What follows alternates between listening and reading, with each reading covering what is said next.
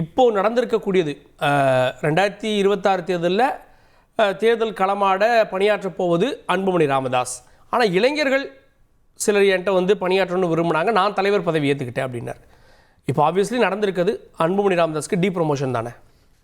Anbumani ராமதாஸ்க்கு tea ப்ரமோஷன்ன்றதை விட பாமகன்ற கட்சி வந்து எந்த அளவுக்கு மோசமாக பாதிக்கப்பட்டிருக்கிறது அப்படின்ற ஒரு விஷயம்தான்.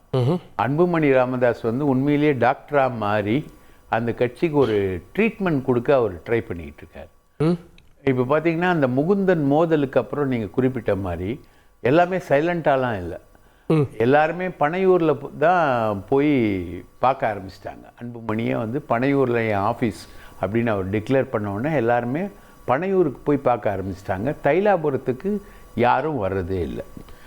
ராமதாஸோட டிமாண்ட் என்னன்னா, நம்ம வந்து ஒரு கட்சி பிற்படுத்தப்பட்ட மக்களுக்கான ஒரு கட்சியாக நம்ம வந்து அந்த இடஒதுக்கீட்டின் பலனை, கலைஞர் கொடுத்த அந்த இடஒதுக்கீட்டின் பலனை பெற்று ஒரு அரசியல் இயக்கமாக எழுந்த ஒரு கட்சி பாட்டாளி மக்கள் கட்சி. அந்த கட்சி வந்து தன்னுடைய தேர்தல் சூழ்நிலையில் திமுக அதிமுக ரெண்டையும் சமதூரத்தில் வைக்கும். ரைட்டுங்களா? இன்றைக்கி வந்து சீமானுக்கு ஒரு பிக்சர் கொடுக்குறாங்க இல்லைங்களா, ரெண்டுத்தையும் சமதூரத்தில் வச்சு நிற்கிறாரு அப்படின்ற தேர்தலுக்கு முன்பு தான் முடிவெடுப்பாங்க. ராமதாஸ்க்கு அப்புறம் அந்த பிரச்சனையை வந்து அதே டிஸ்டன்ஸை கீப்பப் பண்ணது வந்து விஜயகாந்த். பழம் நழுவி பாலில் விழுந்தது, அது நழுவி வாயில் விழுந்தது அப்படின்ற மாதிரி இலக்கண சொற்றாடல்கள்லாம் புறையோடி ஓட கொடுத்த அது வந்து விஜயகாந்த். இன்றைக்கி வந்து பாமக வந்து அதோட ஐடென்டிட்டியை இழந்துருச்சு டோட்டலாக. 3 பாராளுமன்ற தேர்தல்களாக அவங்க வந்து பாஜகவோடு தான் நிற்கிறாங்க. இன்னும் ஒரு 30 பாராளுமன்ற தேர்தல்கள் வந்தாலும் பாமக என்பது பாஜகவோடு தான் நிற்கும் என்கிற சூழ்நிலை உருவாயிடுச்சு. ஸோ ஆப்வியஸ்லி பாஜகவோட பார்ட்னர் மாதிரி இன்னைக்கு பாமக பார்க்கப்படுது. அதுதான் ராமதாஸ் செக் வைக்கிறார். ராமதாஸ் என்ன சொல்கிறாருன்னா, யார் வந்து நம்மளோட மெயின் பார்ட்னர்? நமக்கு வந்து இது வரைக்கும் தேசிய கட்சிகளோட இவங்க வந்து பார்ட்னர்ஷிப் வச்சு போனதே கிடையாது. இது வரைக்கும் ஹிஸ்ட்ரியில் போனது கிடையாது. கடந்த 3 பார்லிமெண்ட் தேர்தலை தவிர அதுக்கு முன்னாடி இருக்கக்கூடிய அனைத்து தேர்தல்கள்லையும் அவங்க வந்து தேசிய கட்சியை வந்து முக்கியமான கட்சியாக அவங்க நினச்சி போனதே கிடையாது. ஆனால் 2004 இருந்தாங்க. இப்போ தான் ரீசெண்டாக தான் வந்து பிஜேபியோட அவங்களுடைய அலினேஷன் வந்து அதிகமாகிடுச்சு. அதுக்கு காரணம் அன்புமணி மேலே போடப்பட்ட medical college admission case, CBI case. அந்த கேஸை காமிச்சு நீங்கள் வந்து அணி மாறக்கூடாது அப்படின்னு பாஜக வந்து இவங்கள த்ரெட்டன் பண்ணுறதா கட்சிக்காரங்க ஃபீல் பண்ணுறாங்க. கட்சிக்காரங்களுடைய ஃபீலிங் அதுவாக இருக்குது.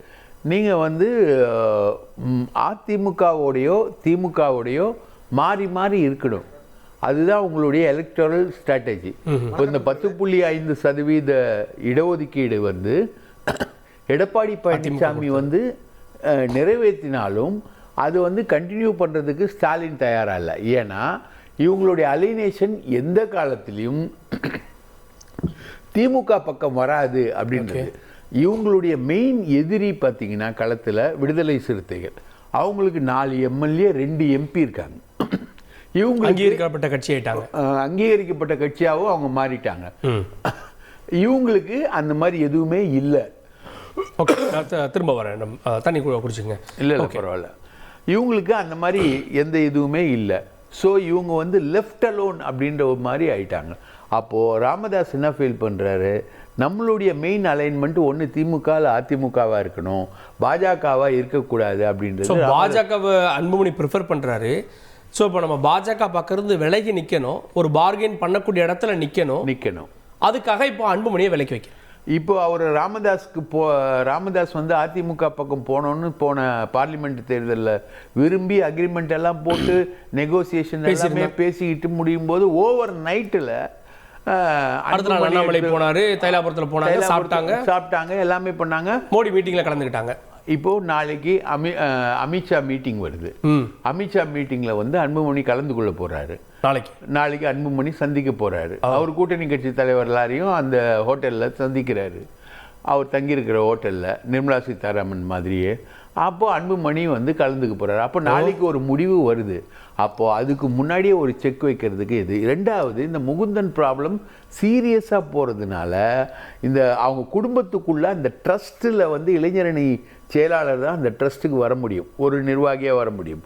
அது வந்து பெரிய அளவுக்கு மதிக்கப்படாததுனால திருமதி அன்புமணியோட இருக்கக்கூடிய ராமதாஸ்க்கு இருக்கக்கூடிய பிரச்சனை, கவிதான்னு அவங்க பொண்ணுக்கு இருக்கக்கூடிய பிரச்சனை, குடும்ப பிரச்சனை, இது எல்லாத்தையும் சேர்த்த ஒரு ஆப்ரேஷன் தான். உள்ள வந்து குடும்ப பிரச்சனையும் போயிட்டு இருக்கு பொறுப்பு ரீதியாக, இன்னொன்று யாரோட கூட்டணின்ற பிரச்சனையும் போயிட்டு இருக்கு. அதுதான் இன்னைக்கு வெடிச்சிருக்குன்னு பாக்குறீங்க? கண்டிப்பாக வெடிச்சிருக்கு. ஆனால் இந்த கட்சி உடையாது. இந்த கட்சி வந்து இதனால் உடையுமான்னு கேட்டிங்கன்னா உடையாது. ஆனால் இந்த கட்சிக்கு ஒரு மிகப்பெரிய வியாதி வந்து இருக்குது அப்படின்றது இதில் ப்ரூவ் ஆகுது. ஓகே, கேட்போம். நம்முடைய பத்திரிகையாளர் திரு டிவி சோமு அவர்களும் இணைந்திருக்கார். திரு டிவி சோமு, இது ஒரு குடும்ப பிரச்சனை, அதுதான் இவ்வளோ முற்றி இன்னைக்கு மோதலாக வெடிச்சிருக்கு. கிட்டத்தட்ட தலைவர் பதவியிலிருந்து அன்புமணி நீக்கப்பட்டிருக்கார் அப்படின்னு தானே இதனுடைய பொருள்படுது.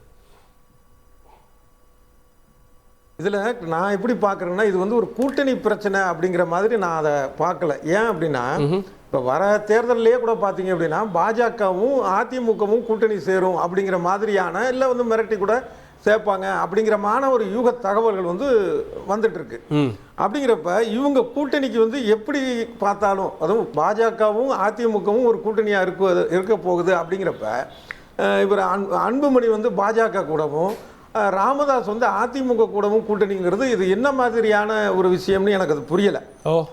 நான் பார்க்கிற ஒரு விஷயம், எங்க கூட்டணி வச்சாலும் அது அதிமுக பாஜக கூட்டணி தான் சொல்ல வரீங்க. ஆமா, அதனால இதுல நடந்த விஷயம் ரெண்டு பேருக்குமான ஒரு விஷயம் என்னவா இருக்கும்னு நான் நினைக்கிறேன்னா, ஜிகே மணி வந்து எல்லாமே இப்ப ராமதாஸ் சொன்ன விஷயங்கள் எல்லாமே அவர் செஞ்சுட்டு இருந்தார். ஆனா இப்ப அன்புமணி வந்து கட்சி ரீதியான சில விஷயங்களை வந்து ராமதாஸ் சொல்லும்போது இவர் மாறுபட்டு செஞ்சிருக்கலாம் வேற மாதிரி. உதாரணமா இப்ப வெளியில வந்த விஷயம் முகுந்தன் விஷயம். இப்ப இதே ஜிகே மணி அங்க இருந்திருந்தாருன்னா முகுந்தன் ஓகேன்னு இருப்பார், இவர் அதை ஒத்துக்கல. இந்த மாதிரியான ஒரு விஷயங்கள் இருக்கும்போது இவர் தலைவராக்குனதுக்கு பதிலாக நாமளே வந்து தலைவராயிடலாம் அப்படின்ட்டு திடீர்னு இவர் அறிவிச்சிருக்கிறாரு.